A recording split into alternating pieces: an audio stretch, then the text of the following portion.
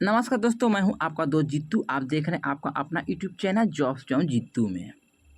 दोस्तों, आज की सबसे बड़ी खबर जो बिहार सरकार को हिला दिया है, सारा जानकारी, सारा इन्फॉर्मेशन मैं आपको स्टेप बाय स्टेप बताते चलेंगे। बस आपसे छोटी सी रिक्वेस्ट करेंगे कि अगर आप लोग चैनल पर पहली बार आए हैं तो चैनल को सब्सक्राइब कर लीजिएगा। वीडियो पसंद आएंगे तो वीडियो को लाइक कीजिएगा, वीडियो को शेयर कीजिएगा, क्योंकि इस चैनल के माध्यम से हम उस आवाज़ को बुलंद करते हैं जो हमेशा सत्यों के गलियारों में दबा दी जाती है, लेकिन हक की बात हम करते हैं। तो दोस्तों, आप लोग लगातार चैनल पर बने रहिएगा। जी हाँ दोस्तों, बिहार के आईटी सहायक, कार्यपालक सहायक की गूंज इस बार सरकार को हिला चुकी है। मैं ये बात हवा में नहीं कह रहा हूँ, बल्कि वो दस्तावेज, वो फैक्स और वो सरकारी आदेश का बात और सबूत के साथ कह रहा हूँ। इस बार आपकी आवाज़ ने सच में पटना के सचिवालय की दीवार को हिला दिया है। आपकी एकता, आपकी जागरूकता और आपका संघर्ष को लेकर सरकार को हिलाने का काम किया है। अब सरकार के लिए सिर दर्द बन चुका है। ये संघर्ष वही है जो कई सालों से चलता आ रहा है, लेकिन इस बार मामला थोड़ा अलग है, क्योंकि चुनाव अब बहुत ही नज़दीक है और सरकार को पता है कि अगर आईटी सहायक, कार्यपालक सहायक की नाराजगी बढ़ी तो इसका असर सीधे वोट बैंक पर पड़ सकता है। सरकार तक पहुंचा कि संदेश, यानी 30 सितंबर 2025 को फैक्स जिसने मचा दी है खलबली। दोस्तों, आप सभी जानते ही होंगे कि आपने 30 सितंबर 2025 को एक आधिकारिक सूचना के जरिए सरकार को आगाह किया था कि अगर हमारी मांग पूरी नहीं होती है तो हम 3 से 4 अक्टूबर को 2 दिवसीय सामूहिक अवकाश लेंगे और इसके बाद अगर कोई आगे सुनवाई नहीं होती है तो हम लोग सभी 6 अक्टूबर से अनिश्चितकालीन हड़ताल पर चले जाएंगे। अब देखिए, ये बात जैसे ही श्रम सेवा शाखा से होकर बिहार पुलिस मुख्यालय तक पहुंची, वहां से एक फैक्स निकला।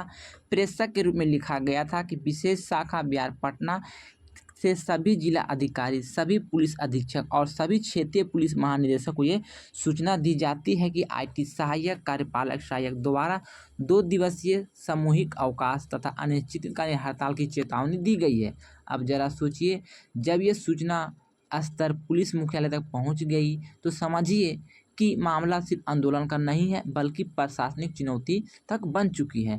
जैसा कि आप लोग स्क्रीन पर देख पा रहे होंगे, यहाँ पर आपको लेटर दिखाई पड़ रहे होंगे, यानी कि आपको नोटिस दिखाई पड़, वही नोटिस की जानकारी यहाँ पे लिखी गई है जो मैं आपको वीडियो के माध्यम से बता रहे हैं।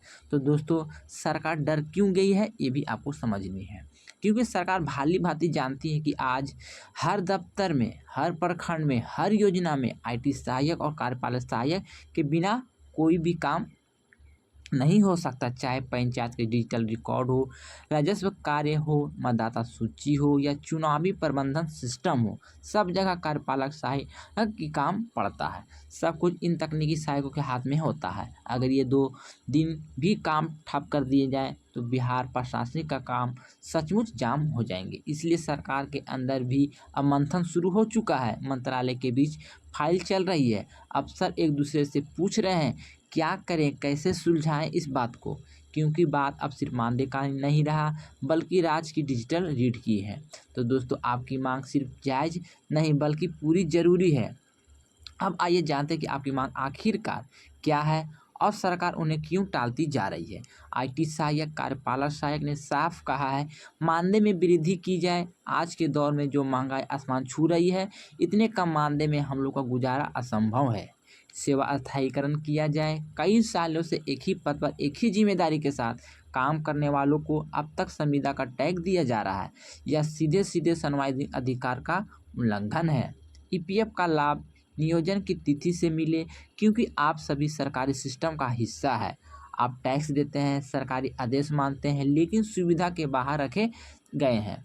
ये अन्याय है। सेवा काल में मृत्यु पर 40 लाख और अस्थायी विकलांगता पर 25 लाख का मुआवजा मिले, क्योंकि आपकी नौकरी का कोई सुरक्षा कवच नहीं है, ना पेंशन है, ना मेडिकल है, ना कोई बीमा है। फिर भी आप राज्य की हर योजनाओं के डेटा को डिजिटल रूप में चलाते हैं। अब सोचिए, ये मांग कहीं से भी अनुचित नहीं है, क्योंकि ये मांगे है जो कि हर संविदा कर्मचारी की हक की है।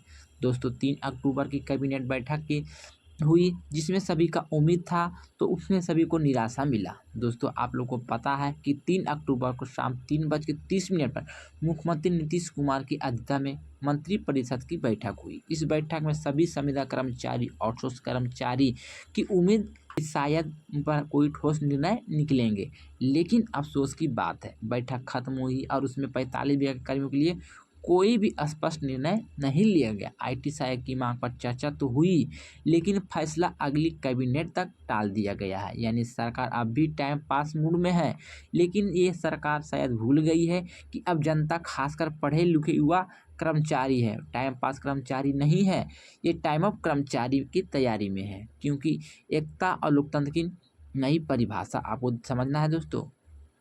आपको एकता और पूरे बिहार के मिसाल बन चुका है। यानी आप सभी की एकता को देखते हुए सरकार ने बहुत बड़ा निर्णय मूड में आ चुका है। आपको एकता देखकर पटना से लेकर सिवान और दरभंगा से लेकर भागलपुर तक हर जिले में आईटी सहायक, कार्यपालक सहायक ने शांतिपूर्ण लेकिन शासक आंदोलन किया।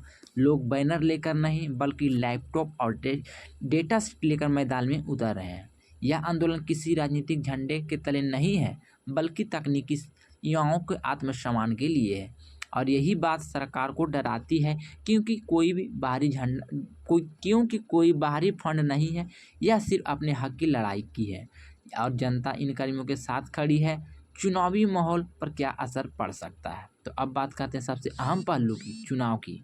तो दोस्तों नीतीश कुमार की सरकार भाली भांति जानती है कि बिहार के हर ब्लॉक, हर पंचायत, हर जिला स्तर पर आईटी कार्यपालक सहायक ही वो लोग हैं जो चुनावी प्रक्रिया को डिजिटल मैनेज करते हैं। मतदाता सूची से लेकर बूथ मैनेजमेंट तक हर जगह यही टीम काम करती है। अगर ये टीम आंदोलन पर रहेगी तो चुनावी प्रक्रिया पर बुरा असर पड़ सकता है। इसलिए अंदर खाने से ये खबर निकल कर आ रही है कि मुख्यमंत्री और केंद्र सरकार के बीच इस मुद्दे पर टेलीफोन से बातचीत भी हुई है। मतलब आपकी आवाज़ सिर्फ बिहार तक ही नहीं बल्कि दिल्ली तक गूंजने लगी है। सरकार के सामने अब 2 ही रास्ते बचे हैं दोस्तों।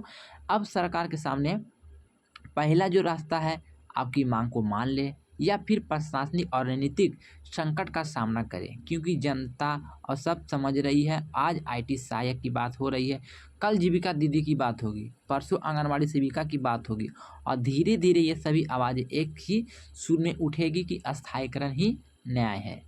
आपका रास्ता शांतिपूर्ण और कानूनी होनी चाहिए दोस्तों।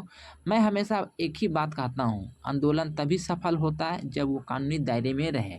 आपकी आवाज़ जितना शांत होगी, सरकार उसका असर उतना ही गहरा देंगे। इसलिए किसी को उकसावे में ना आए, किसी बाहरी व्यक्ति को आंदोलन हाईजैक ना करने दे।